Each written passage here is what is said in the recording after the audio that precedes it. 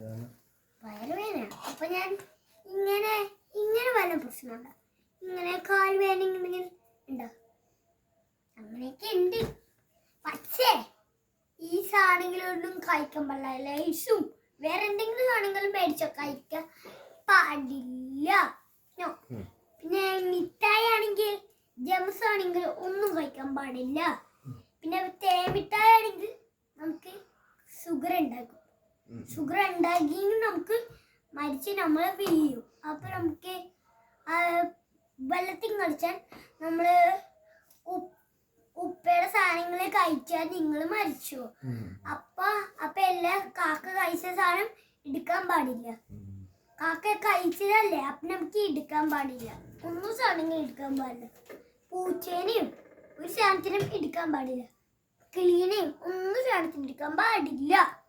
നമ്മുടെ കൈനാട്ട് നമ്മൾ നക്കിയാൽ വായിൽ കൂടെ നമുക്ക് വയറുവേദന എടുത്ത് നമ്മൾ ചാകിപ്പം. ഞാൻ ഒരു മരുന്ന് നടത്തിയാൽ